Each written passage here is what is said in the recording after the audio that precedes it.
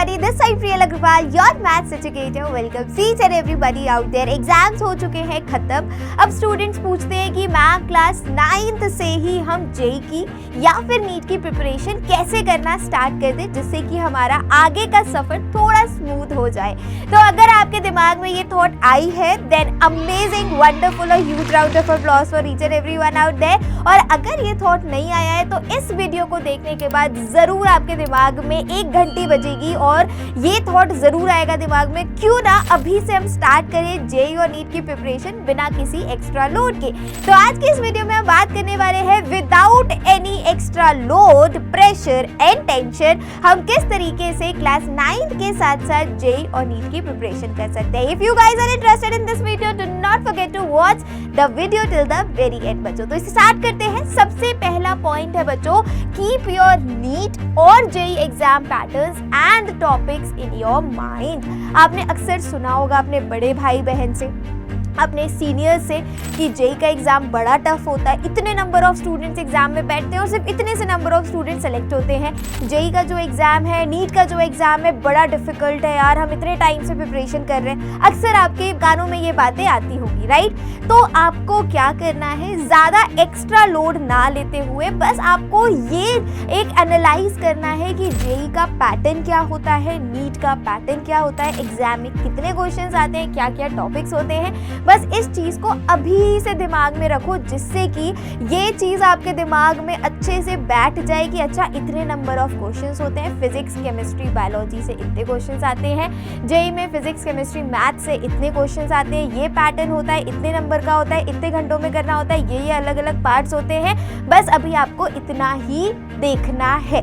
पहली चीज़ हो गई क्या है, that keep your NEET and JEE exam patterns and topics in your mind. चलिए नेक्स्ट पॉइंट है बच्चों, स्टडी प्लान. अभी से क्लास 8 से जो 9th में आए हैं या फिर क्लास 9 से जो बच्चे क्लास 10th में गए हैं बच्चों, आपको अभी से आज से ही अपना एक अच्छा स्टडी प्लान बनाना है. और वो एक ऐसा स्टडी प्लान होना चाहिए बच्चों कि उस टाइम में, उस ड्यूरेशन में आप जो भी पढ़ रहे हो वो चीज़ आपको अच्छे से समझ में आ जाए. You don't have to waste your time. अगर अभी से ये चीज़ आपके रूटीन में सेट हो गई then it will be going to help you a lot. ये बात मेरी लिख के रख लो कि अगर क्लास 9th का बच्चा या क्लास 10th का बच्चा अभी से अपना एक स्टडी रूटीन, अभी से अपना एक स्टडी प्लान बना लेते हैं जिसमें वो अब रेगुलरिटी, एक फ्लुएंसी अपना लेते हैं तो वो बहुत ज़्यादा हेल्पफुल होता है आप सभी लोगों के लिए. चलिए द नेक्स्ट पॉइंट इज बच्चों मॉक टेस्ट. अब ये मॉक टेस्ट क्या चीज़ है, आप सभी को पता है जेई का एग्ज़ाम हो या नीट का एग्ज़ाम हो, ये नेशनल एग्जाम्स हैं, राइट. ऑल इंडिया लेवल पर ये टेस्ट और ये एग्ज़ाम्स कंडक्ट किए जाते हैं. तो क्लास 9th में हो या क्लास 10th में हो, ये मॉक टेस्ट अभी से देना स्टार्ट कर दो. मैम कौन सी क्लास का मॉक टेस्ट देना है, आपको अपनी ही क्लास का मॉक टेस्ट देना है बच्चों. अगर आप क्लास 9th में है तो आप मॉक टेस्ट देने स्टार्ट करिए, जिससे क्या होगा आपके अंदर क्वेश्चन सॉल्विंग टेक्निक्स डेवलप होंगी, आपकी स्पीड आप पता चलेगी आपको और आप क्वेश्चन को कम से कम टाइम में सॉल्व करने की हैबिट जनरेट करेंगे.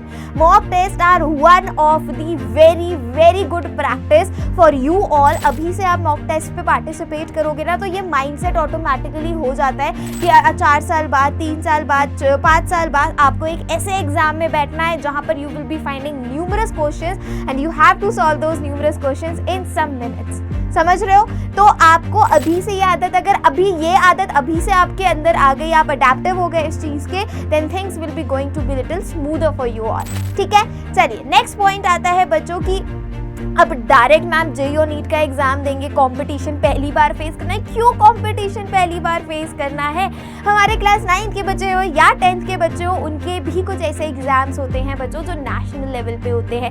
जैसे कि आपका ओलंपियाड हो गया, आपका ISA हो गया, आपका NMTC हो गया. ये कुछ ऐसे नेशनल एग्जाम्स है बच्चों जो एक कंपटीशन वाइब डेवलप करते हैं हर एक स्टूडेंट की लाइफ में. और इसमें भी आपको AIR मिलती है, ऑल इंडिया रैंक मिलती है. और ऑल इंडिया से, हर जगह से, इंडिया के हर कोने से, हर सिटी से, हर टाउन से, हर जिले से बच्चा आता है और इसमें पार्टिसिपेट करता है और अपनी एक रैंक बनाता है. तो डायरेक्टली क्यों ही हमें नीट और जेई एग्जाम डायरेक्ट देना है, पहली बार देना है जीवन में, क्यों ना यहाँ से शुरुआत करें जिससे आपको भी पता चले कि कंपटीशन क्या चीज़ होती है.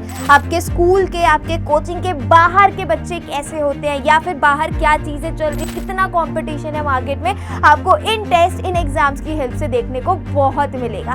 तो ये एक बहुत अच्छी प्रैक्टिस हो सकती है कि अभी से आप कंपटीशन में बैठना शुरू करें, अभी से कंपटीशन को फेस करना शुरू करें बच्चों। Alright, and the next one is everybody, that is conceptual parts. Make one thing very clear, class 8 तक तो जो था ना बच्चों, वो था मोस्टली थ्योरी पे आपका बेस। सबसे ज्यादा जो कॉन्सेप्ट्स होते थे वो थ्योरी बेस्ड होते थे, आपको याद करनी होती थी चीजें। साइंस में कोई आंसर याद किया, इंग्लिश में कोई आंसर याद किया और एज इट इज लिख दिया। अभी तक हम ये प्रैक्टिस अपना रहे थे, बट जैसे ही बच्चा क्लास 9th में आता है, 9th से क्लास 10th में जाता है, तो आपको क्या चीज ध्यान में रखनी है, which will be going to help your preparation to boost for NEET and JEE, that is this conceptual parts, PCMB, physics, chemistry, maths, biology. ये 4 सब्जेक्ट के सारे कंसेप्चुअल पार्ट्स आपको ऑन योर टिप्स लर्न होने चाहिए बच्चों। Make this thing clear कि अभी तक हम थ्योरी लर्न कर रहे थे, उसी को हम as it is note down करके आ जा रहे थे एग्जाम में, बट अब हमें जो काम करना है वो काम होगा कॉन्सेप्ट्स पर, वो काम होगा हमारी थिंकिंग पर, critical thinking, problem solving techniques. अब हमें इस पे काम करना स्टार्ट करना है, क्योंकि जब हमने इस पे काम करना स्टार्ट कर दिया, आगे के 3 साल, आगे के 4 साल बाद जो हम एग्जाम देंगे उसमें सबसे ज्यादा यही चीज काम आने वाली है। द नेक्स्ट पॉइंट इज बच्चों, अभी आपको ध्यान देना है एक्सपेरिमेंट्स पे और कैलकुलेशंस पर। अभी तक हमने रटाया पेपर में लिख दिया। अब क्लास 9 के बच्चे हैं, क्लास 10th के बच्चे हैं जो ये 10th से 11th में जा रहे हैं, उनको एक्सपेरिमेंट बेस्ड लर्निंग करनी है। अभी आपको रटंतु विद्या नहीं रखनी। अब आपको क्या करना है, हर चीज के पीछे लॉजिक ढूंढना है कि अगर इस वायर में करंट फ्लो हो रहा है तो क्यों हो रहा है, कितना इसमें वोल्टेज है एंड एवरीथिंग। तो आपको क्या करना है, हर चीज के पीछे क्या लॉजिक लगा है और एक्सपेरिमेंट लर्निंग अभी से करना स्टार्ट करो। And the second thing is calculation. अब आपको 57 + 98 उंगलियों पे ना करना पड़े, आप 57 + 98 यूं कर लो।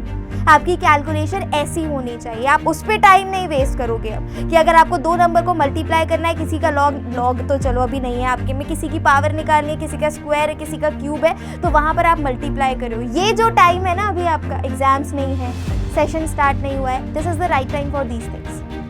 और बहुत जल्दी वैदिक मैथ्स की वीडियो में लेकर आऊंगी आप सभी लोगों के लिए, उस पर बाद में बात करेंगे, वो भी आपको बहुत हेल्पफुल होगी। तो क्लास 9 10th में क्या करना है, एक्सपेरिमेंट बेस्ड लर्निंग और साथ के साथ हमें अपनी कैलकुलेशंस को स्ट्रॉन्ग करना है। चलिए, द नेक्स्ट पॉइंट इज बच्चों, that is physical and mental health. ये एक ऐसा की फैक्टर है जो कि बहुत ही ज़्यादा इम्पॉर्टेंट है। आप क्लास 9th में आए हो, टेंशन बिल्कुल नहीं देने का। बहुत सारे लोगों से सुना होगा कि यार 9th बहुत डिफिकल्ट होती है, मतलब 10th से ज़्यादा डिफिकल्ट क्लास 9th होती है। तो आधे से ज़्यादा बच्चे तो यही सोच रहे हैं कि 8th में ऐसे घिसे पिटे होकर हम पास हुए थे, अब 9th और डिफिकल्ट आ गई, अब क्या करेंगे, और ज़्यादा पढ़ाई करनी पड़ेगी। देखो, अगर आप आगे की क्लास में आए हो, आपका एक लेवल अप हुआ है, अपग्रेड हुए हो आप, तो मेहनत थोड़ी सी आपको भी अपग्रेड करनी पड़ेगी, राइट। लेकिन इसका मतलब ये नहीं है कि आप अपने आप को टॉर्चर करो या फिर बहुत ज़्यादा सोचने लगो, डिप्रेशन में चले जाओ। क्योंकि अगर कुछ करके दिखाना है तो सबसे पहले हमें अपनी फिजिकल हेल्थ और मेंटल हेल्थ पर काम करना होगा, वो अच्छी रखनी होगी।